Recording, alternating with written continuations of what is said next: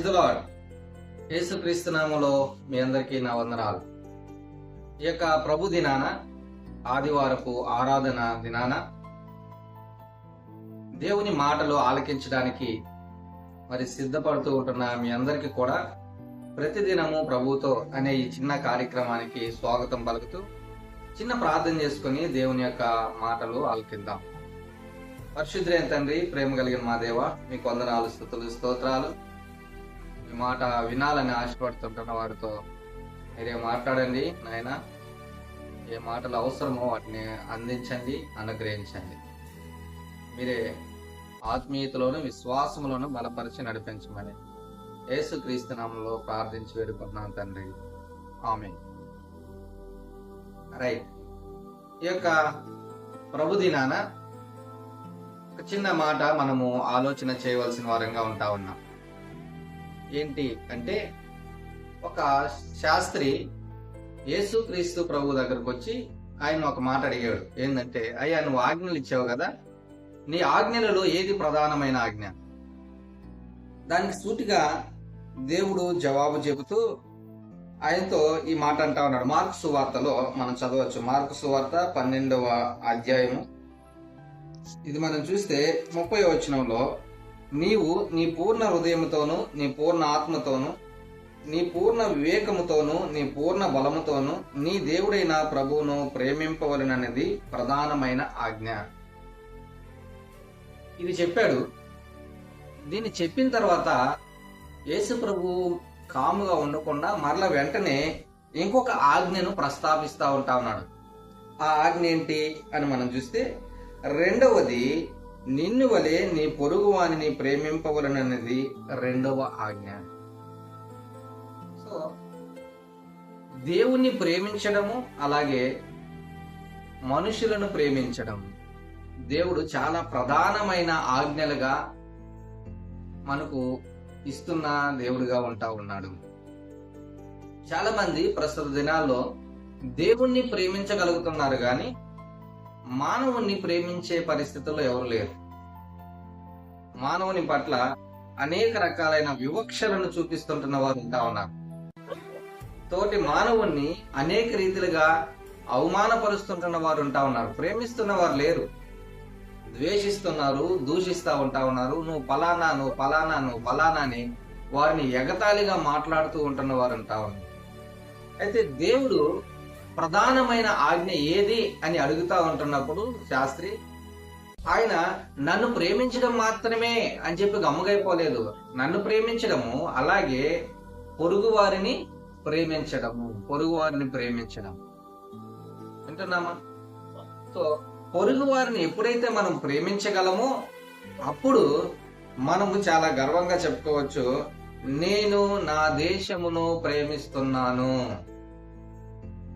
అర్థమవుతుందా?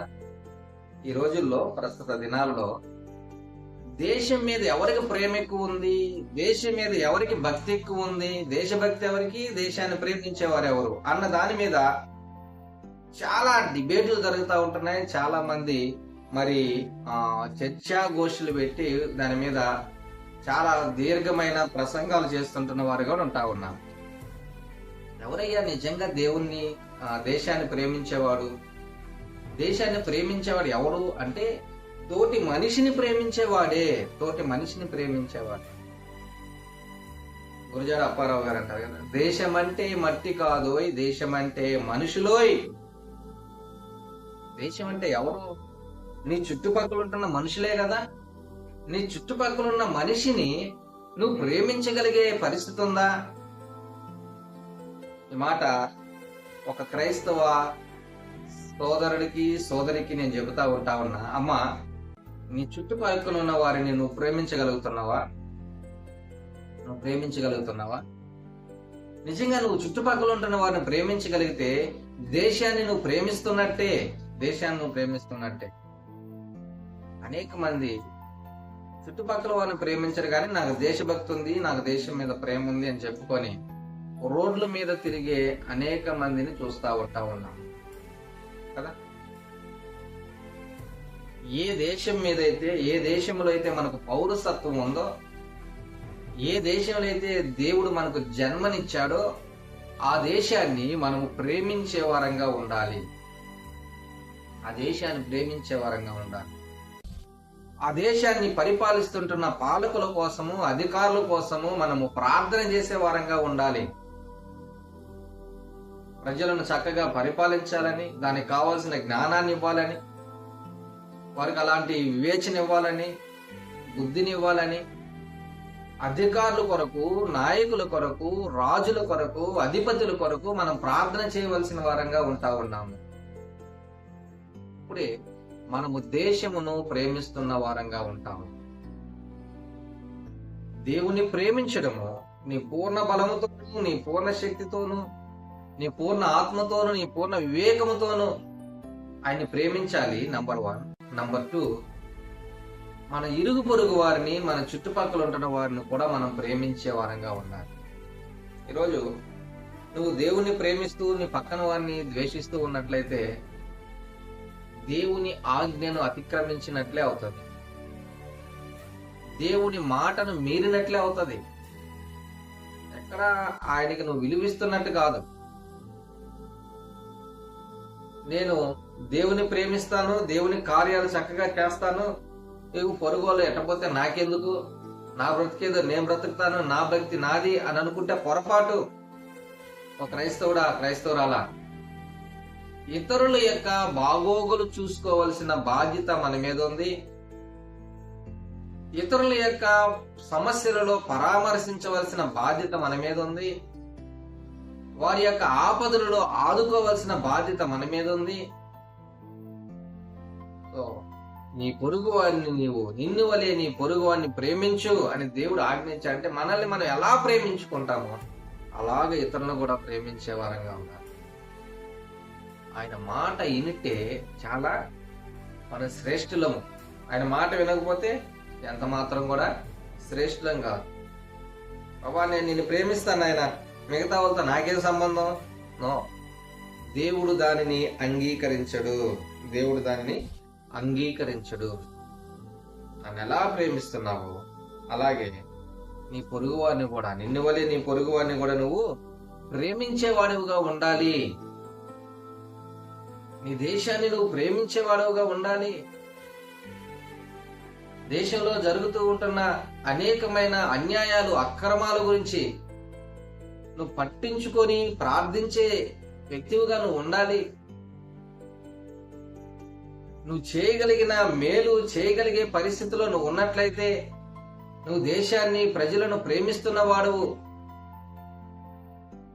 మేలు చేయగలిగే పరిస్థితిలో ఉండి కూడా నాకెందుకు వచ్చిందిలే అని అనుకుంటే మాత్రం నీలో పొరుగు వాని మీద ప్రేమ ఏమాత్రం లేదని అర్థం. అంటే దేశాన్ని ఏమాత్రం నువ్వు ప్రేమించడం లేదని అర్థం. దేశానికి సంబంధించిన 4 శ్లోకాలు, లేకపోతే 4 నినాదాలు, దేశానికి సంబంధించిన 4 జిందాబాదులో నువ్వు చెప్పుకుంటే ఇట్లా కాదు దేశాన్ని ప్రేమించడం అంటే. దేశములో నీతో పాటు నీ పొరుగు వారు అనేక మంది ఉంటా ఉన్నారు కదా, వారిని నువ్వు ప్రేమించగలిగితేనే దేశమును నువ్వు ప్రేమిస్తున్నట్టు. దేశమును నువ్వు ప్రేమిస్తున్నట్టు. ఈ మాటలు దేశంలో ఉంటున్న ప్రతి ఒక్కరికి కూడా వర్తించేటివిగా ఉంటా ఉన్నాయి. మతాలకు, ప్రాంతాలకు, కులాలకు అతీతంగా దేవుడు అందరినీ అన్ని విధాలుగా ప్రేమించాలని ఆయన తెలియజేస్తుంటున్న వాడిగా ఉంటా ఉన్నాడు. కాబట్టి ఈ మాటలు వింటున్న ప్రియమైన వారలారా, దేశములో పాడైపోతుంటున్న వ్యక్తులను మనం ప్రేమించే వారంగా ఉండాలి. నిస్సహాయకరమైన స్థితిలో ఉంటున్న వారిని మనం ప్రేమించే వారంగా ఉండాలి. ఎవరూ లేక ఒంటరిగా ఉంటున్న వారికి మనము సహాయకరంగా, చేదోడు వాదోడుగా ఉండేవారంగా మనం ఉండాలి. దేవుడు అందుకనే అన్నాడు, నిన్ను వలె నీ పొరుగు వారిని ప్రేమించు. నిన్ను వలె నీ పొరుగు వారిని ప్రేమించు.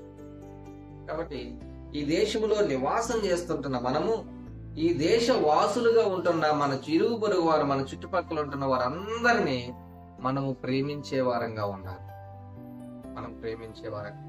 కాబట్టి ఈ ప్రభు దినాన దేవుని ఆరాధించడానికి మనం వెళ్తాం కదా, దేవుని ఆరాధిస్తాం, స్తుతిస్తాం కదా. మన పూర్ణ ఆత్మతో, పూర్ణ బలముతో, పూర్ణ శక్తితో మనం ఆయన్ని ఆరాధించబద్దులమై ఉంటున్నాం, ఆరాధించడానికి వెళ్తా ఉంటున్నాం.